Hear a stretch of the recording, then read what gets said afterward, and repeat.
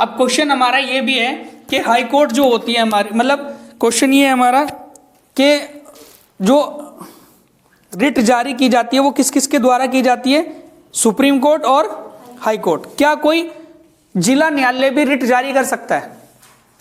क्या कोई जिला न्यायालय भी रिट जारी कर सकता है क्या? नहीं, आंसर गलत हो जाएगा आपका। केवल 2 ही हाई कोर्ट को हमारे एक अधिकार है, या फिर रिट जारी करने का पूरा पूरा एक अधिकार है, वो है हमारा एक सुप्रीम कोर्ट आर्टिकल नंबर 32 और 226 के तहत हाई कोर्ट केवल, है ना। ये क्वेश्चन कभी भी आ जाए कि कौन कौन जारी करता है रिट, तो आपका आंसर सिर्फ ये लगेगा कि इसमें, हाँ जी ना, जिला न्यायालय में रिट नहीं डाली जाती, सीधा सुप्रीम कोर्ट और हाई कोर्ट के अंदर। ठीक है। एक क्वेश्चन ये भी है कि इसके अंदर हमारा क्या है, सुन लो जरा। नहीं, डायरेक्ट सुप्रीम कोर्ट में डाली जा सकती है आर्टिकल नंबर 226 के तहत हाई कोर्ट में। अब एक क्वेश्चन ये है हमारा कि सुप्रीम कोर्ट जो रिट जारी करता है, सुप्रीम कोर्ट रिट जारी करता है केवल फंडामेंटल राइट्स के लिए। ये हमने ध्यान रखना है कि केवल मौलिक अधिकारों के विरुद्ध, मौलिक अधिकारों के संरक्षण में, मौलिक अधिकारों के संरक्षण में सुप्रीम कोर्ट रिट जारी करता है। केवल फंडामेंटल राइट्स या मौलिक अधिकारों के संरक्षण में ही सुप्रीम कोर्ट रिट जारी करता है। लेकिन हाई कोर्ट क्या काम करेगा? हाई कोर्ट क्या काम करता है? फंडामेंटल राइट्स मतलब मौलिक अधिकार एवं लीगल राइट, कानूनी अधिकार, कानूनी अधिकार दोनों के संरक्षण में, दोनों के संरक्षण में रिट जारी करता है।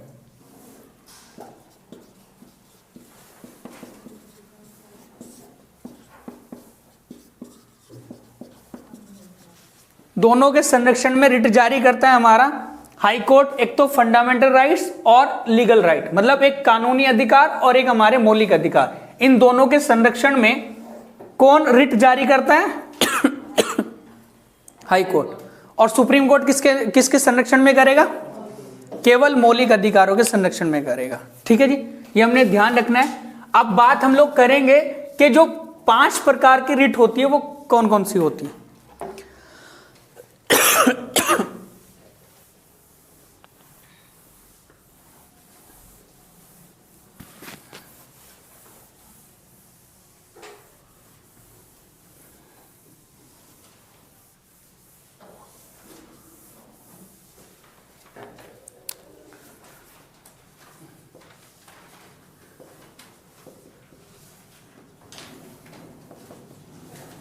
पांच प्रकार के रिट।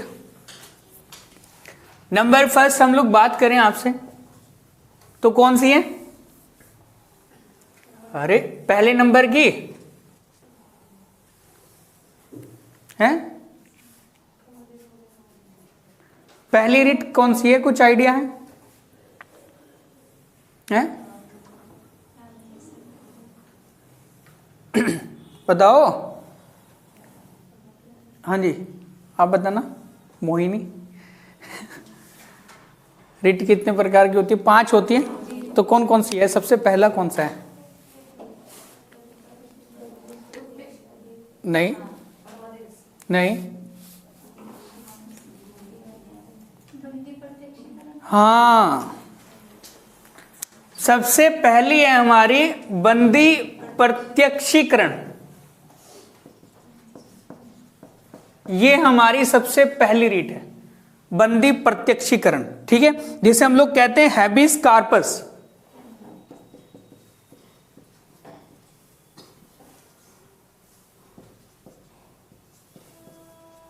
हैबिस कार्पस ये हमारी पहली रीट है, बंदी प्रत्यक्षीकरण, जिसका मतलब होता है टू हैव द बॉडी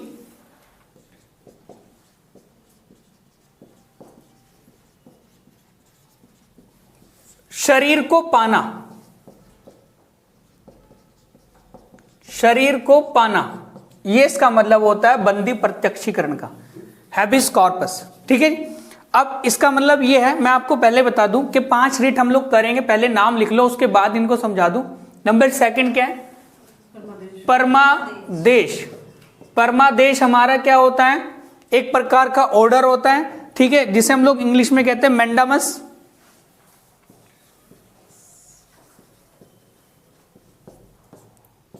ठीक है ना, टू द ऑर्डर, जिसे हम लोग कह सकते हैं वी कमांड। वी कमांड, ये इसका मतलब होता है जिसे हम लोग कह सकते हैं आदेश देता हूं, या मैं आदेश देता हूं, या आदेश देना। ठीक है जी। नंबर थर्ड कौन सी है? हाँ जी, प्रतिषेध आप लिख सकते हो। ठीक है जी, प्रोहिबिशन, प्रतिषेध, प्रोहिबिशन। ठीक है ना, इसे कहते हैं हम लोग वर्जित करना, मतलब हम लोग मना करना, टू फॉरबिड। निषेध भी बोल सकते हैं ना उसको? हाँ, निषेध का मतलब तो यही हो गया प्रतिषेध, इसे कहते हैं मना करना, मना करना। नंबर 4 पर क्या है? उत्प्रेषण, जिसे कहते हैं सरसियर, सरसियरी। ठीक है जी। उत्प्रेषण,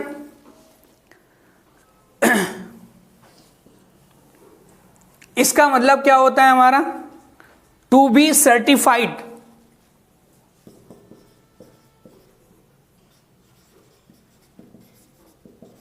टू बी सर्टिफाइड, प्रमाणित करना या प्रमाणित होना, प्रमाणित होना, टू बी सर्टिफाइड। उत्प्रेषण, सरसरी, जिसे हम लोग कह रहे हैं। नंबर नेक्स्ट है हमारा क्यू वारंटो, अधिकार परीक्षा।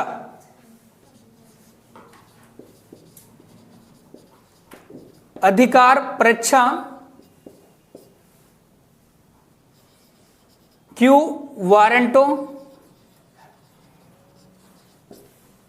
क्यू वारंटो हम लोग ध्यान रखेंगे, इसका मतलब होता है प्राधिकृत या वारंट के द्वारा। प्राधिकृत, ठीक है ना, प्राधिकृत, ये हमने ध्यान रखना है। 5 प्रकार की रिट है। अब 5 प्रकार की रिट में हम लोग डिस्कस कर ले। सबसे पहली रिट क्या है? इनमें से कौन सी कानूनी रिट है? ऐसे भी करके क्वेश्चन आ जाता है एग्जाम में। तो 5 प्रकार की रिट है: बंदी प्रत्यक्षीकरण, परमादेश, प्रतिषेध, उत्प्रेषण और अधिकार परीक्षा। थोड़ा सा मैं आपको बता दूं इसको इजीली याद रखने का तरीका।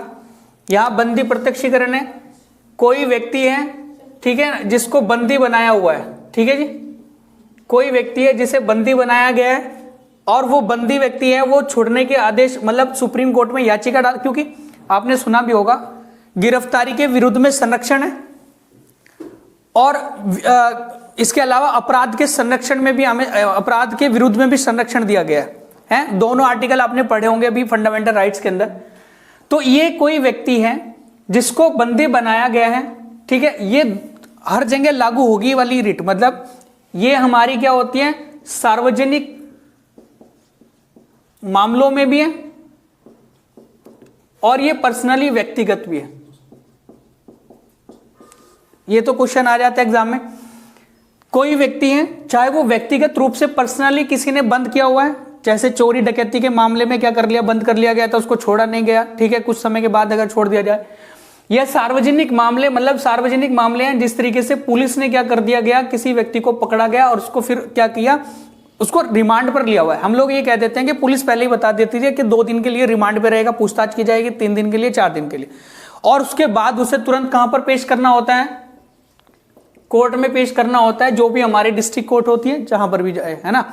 लेकिन हुआ क्या कि किसी व्यक्ति को बंदी बनाया हुआ है, और ये जब व्यक्ति बंदी बना दिया गया, उसके बाद इसको छोड़ा नहीं जा रहा है, या फिर कोई इसको ये नहीं कहा जा रहा है कि आपको 2 दिन के लिए रिमांड पे लिया गया, 3 दिन के लिए लिया गया, या किसी पर्सनल व्यक्ति के द्वारा किसी को बंदी बना लिया गया, तब भी उसके मौलिक अधिकारों का उल्लंघन हो रहा है। समझ रहे हैं मेरी बात? तो इस प्रकार से फिर क्या है कि वो बंदी व्यक्ति या वो व्यक्ति जिसको पकड़ा हुआ है, कैद किया हुआ है, तो वो अपने आप स्वयं भी रिट जारी कर सकता है। लेकिन वो कैसे करेगा, वो तो बंद है।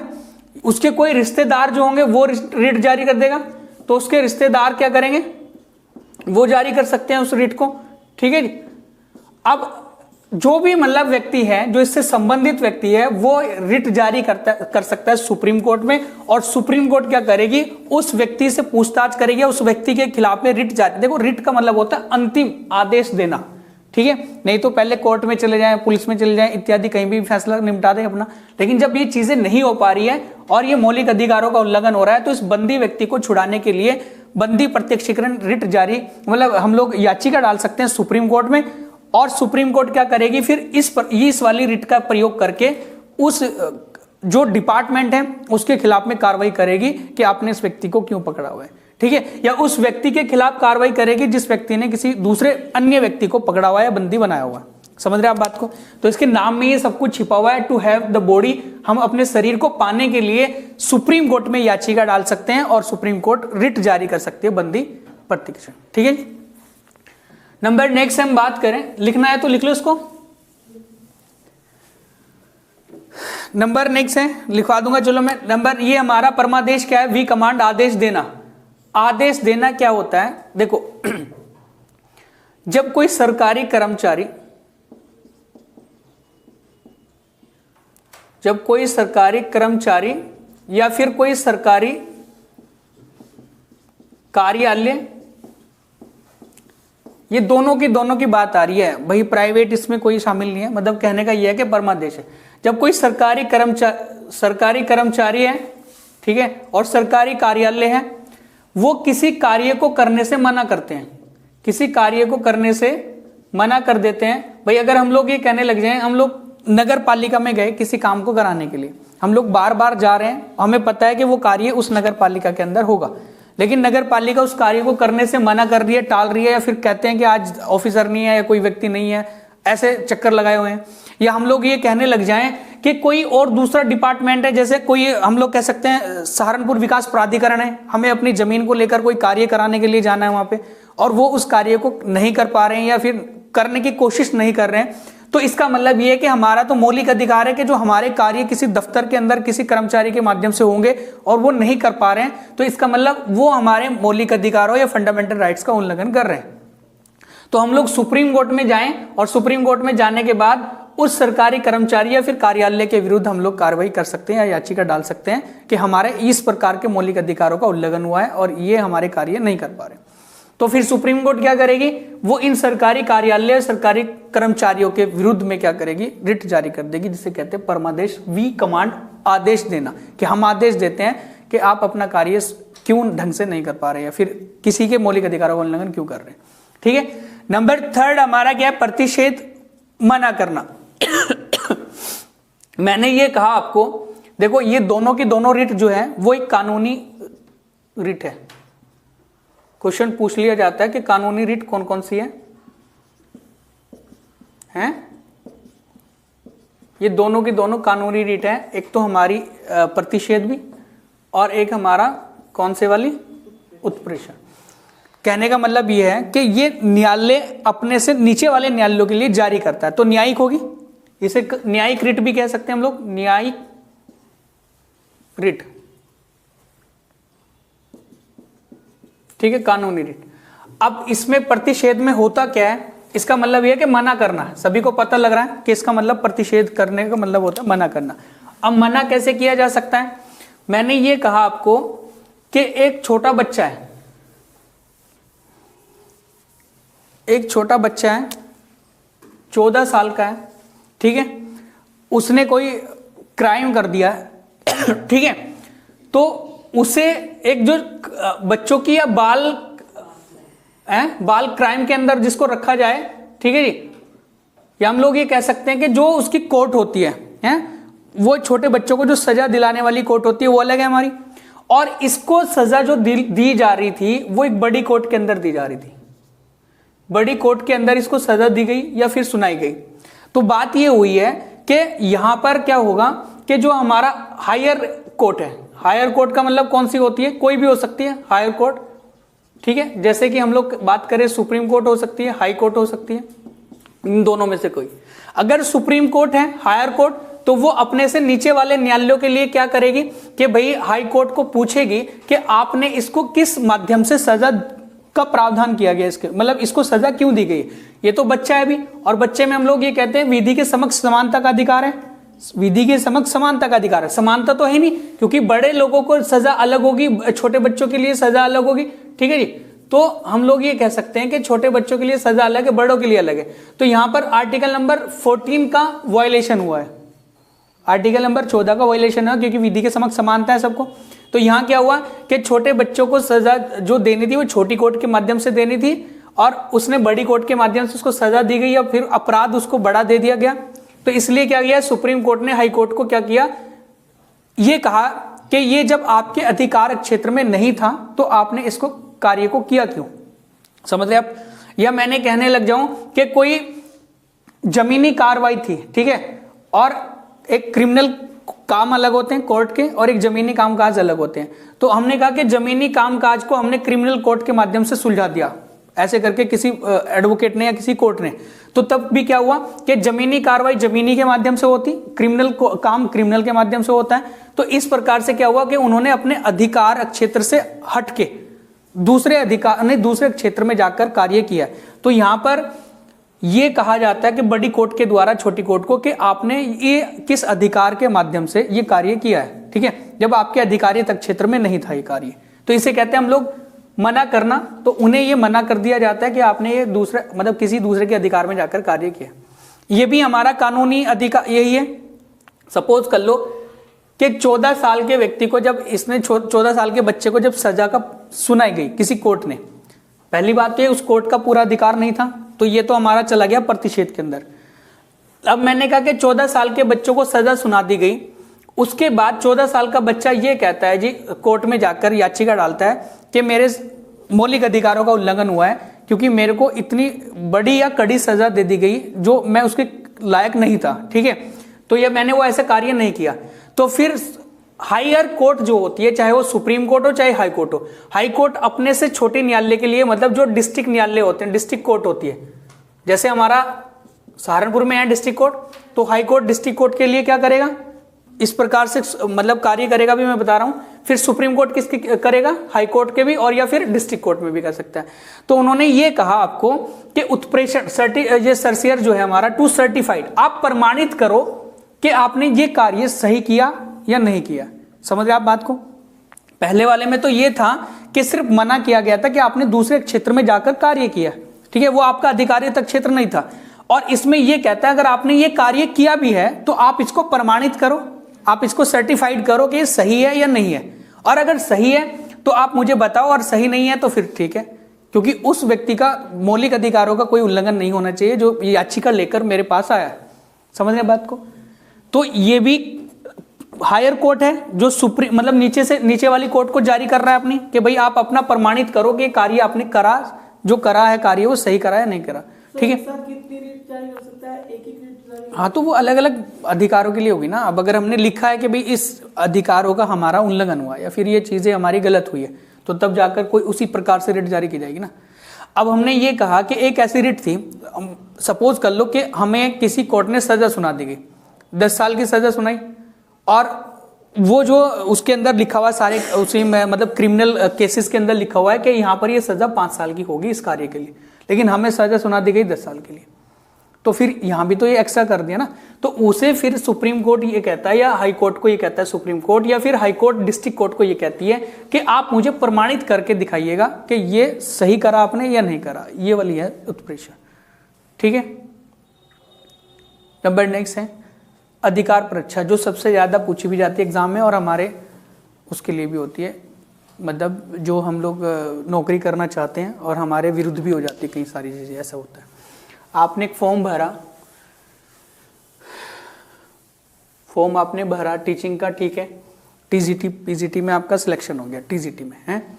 जब सिलेक्शन आपका हुआ तो हमने कहा कि 100 नंबर का जो अगर पेपर है, सपोज कर लो, मान के चलो कि उस 100 नंबर में से आपके 80 नंबर हैं और किसी व्यक्ति के 78 नंबर थे, ठीक है।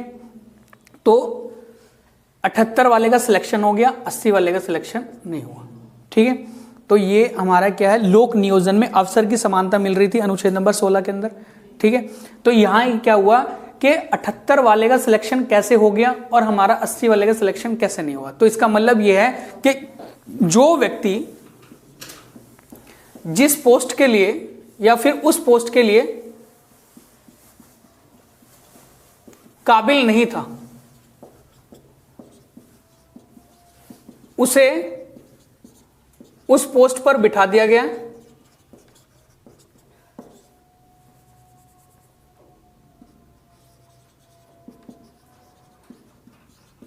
लेकिन अब क्या हुआ कि एक ऐसा व्यक्ति जो उसके काबिल था, ये 80 नंबर वाला, तो ये इसको उस पोस्ट पर नहीं बिठाया गया जिसके लिए मार्क्स मांगे गए थे कि चलो जो भी था मार्क्स, चाहे वो 60% मांगे थे, 70-80 मांगे थे। लेकिन जब 80% वाले का नंबर नहीं आया, 78% वाले का नंबर आ रहा है, तो इसका मतलब इसके मौलिक अधिकारों का तो उल्लंघन हुआ ना। तो ये अपने मौलिक अधिकारों का संरक्षण करने के लिए कहां जाएगा, सुप्रीम कोर्ट में जाएगा। और सुप्रीम कोर्ट में जाने के बाद या फिर हाई कोर्ट में जाएगा तो वहां ये कहेगा, ऐसी कई सारी वैकेंसीज होती है जहां पर लोगों को बिठा दिया जाता है 2 लाख रुपए लेके, 10 लाख रुपए लेके, ऐसे करके आप सुन भी रहे होंगे ऐसे। फिर उसके बाद सुप्रीम कोर्ट उस पर फैसला सुनाती है। आपने ये भी तो सुना होगा, जब सुप्रीम कोर्ट उस पर फैसला सुनाती है, फिर हाई कोर्ट उस पर फैसला सुनाती है, वो इसी रिट के माध्यम से ही सुनाती है, अधिकार परीक्षा के माध्यम से। ठीक है ना, वो कहते हैं प्राधिकृत करना, मतलब प्राधिकृत के भाई ये सही है क्या है, कि आपने किस तरीके से इस पोस्ट पर किस व्यक्ति को बिठाया, क्या उस पोस्ट के काबिल था वो व्यक्ति या नहीं था, और उससे जो काबिलियत व्यक्ति थे उनको आपने क्यों नहीं बिठा पाए इस पोस्ट के अंदर, क्योंकि उनके आपने मौलिक अधिकारों का उल्लंघन किया है। समझ रहे आप बात को। तो ध्यान रखेंगे, पहले वाली अपने शरीर को पाना, दूसरा एक वी कमांड आदेश दिया जा रहा है कि सरकारी कर्मचारियों को या फिर सरकारी कार्यालय को कि अपना कार्य आप सही सुचारू रूप से क्यों नहीं कर पा रहे। नंबर 3 है प्रतिषेध। अगर किसी व्यक्ति को किसी प्रकार का कोई सजा सुना दी गई है किसी कोर्ट के द्वारा और वो उस अधिकार के क्षेत्र में नहीं आता था या उस कोर्ट के क्षेत्र में नहीं आता था, तो फिर बड़ी कोर्ट उस छोटी कोर्ट के ऊपर एक क्या करती है, प्रतिषेध लगाती है, निषेध लगाती है कि कार्य आपने क्यों किया, उसको मना कर देती है जो उसने कार्य किया। उसके बाद अगर वो कार्य उसने कर भी दिया छोटी कोर्ट ने, तो बड़ी कोर्ट क्या कहेगी, फिर उसको बड़ी कोर्ट कहेगी कि आप सर्टिफाइड करो, आप प्रमाणित करो कि आपने कार्य सही किया या नहीं किया। उसके बाद अधिकार परीक्षा है कि यदि कोई व्यक्ति किसी के पोस्ट के काबिल नहीं था तो उसको वो पोस्ट दे दी गई है और एक अच्छे व्यक्ति जो काबिलियत व्यक्ति थे वो नहीं बैठ पाए उस पोस्ट पर, तो तब अधिकार परीक्षा के माध्यम से हम लोग याचिका या पिटीशन डाल सकते हैं सुप्रीम कोर्ट के अंदर। समझ रहे, या हाई कोर्ट के। ये मैंने बता दिया कि सुप्रीम कोर्ट में कौन से आर्टिकल के तहत है और हाई कोर्ट में कौन से आर्टिकल के तहत। देखो, परमादेश जो जारी नहीं किया जा सकता, एक क्वेश्चन पूछा जाता है, आप इस पॉइंट को लिख सकते हैं, परमादेश किन किन के विरुद्ध में जारी नहीं किया जा सकती इस कोर्ट के द्वारा, वो लिख लो। परमादेश किन किन के खिलाफ जारी नहीं किया जाता है। निजी व्यक्तियों के खिलाफ नहीं जारी किया जाता है। निजी व्यक्ति जानते हैं ना, प्राइवेट, भाई प्राइवेट व्यक्ति तो अपने तरीके से कार्य करेंगे ना, हैं। अगर यहां कोई कहने लग जाए जी आप मेरे को पढ़ाओ जबरदस्ती, और वो व्यक्ति कोई दंगाई था या कुछ भी था, तो मैं उसे मना कर रहा हूं, वो कह रहा है जी आप मेरे मौलिक अधिकारों को छीन रहे हो कि मेरे को पढ़ने का अधिकार है, पढ़ने का अधिकार है, तो फिर एक प्राइवेट इंडिविजुअल के खिलाफ में रिट जारी नहीं की जा सकती। कहने का मतलब ये। नंबर 2 है हमारा, भारत के राष्ट्रपति और उपराष्ट्रपति या राज्यपाल, भारत के राष्ट्रपति या राज्यपाल के विरुद्ध, इसमें दोनों में लिख लेंगे, भारत के राष्ट्रपति और राज्यपाल के विरुद्ध परमादेश जारी नहीं होगा। परमादेश जारी नहीं होगा राष्ट्रपति और भारत के राज्यपाल, जितने भी स्टेट के राज्यपाल गवर्नर होते हैं। नंबर नेक्स्ट है, किसके खिलाफ नहीं जारी किया जा सकता, तो सुप्रीम कोर्ट और हाई कोर्ट के जजों के खिलाफ परमादेश नहीं लाया जा सकता, सुप्रीम कोर्ट और हाई कोर्ट के जजों के खिलाफ, ये भी ध्यान रखें।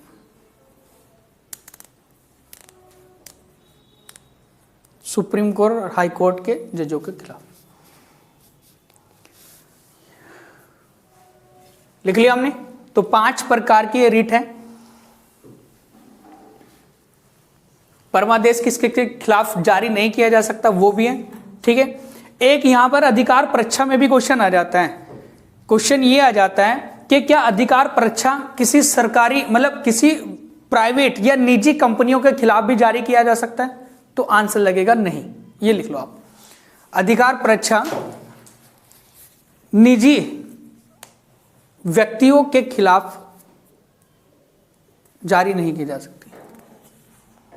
निजी व्यक्तियों के अधिकार परीक्षा निजी व्यक्तियों के खिलाफ जारी नहीं की जा सकती। हाँ, निजी व्यक्ति संस्थान एक ही हो जाएगा ना भाई। क्यों? क्योंकि सपोज कर लो कोई भी व्यक्ति है, कोई अपॉइंटमेंट कर रहा है किसी कंपनी के अंदर है, किसी कंपनी के अंदर किसी को रिक्रूटमेंट कर रहा है या किसी को अपॉइंट कर रहा है, तो उसको जो पसंद आएगा वो तो उसे रखेगा ना, है?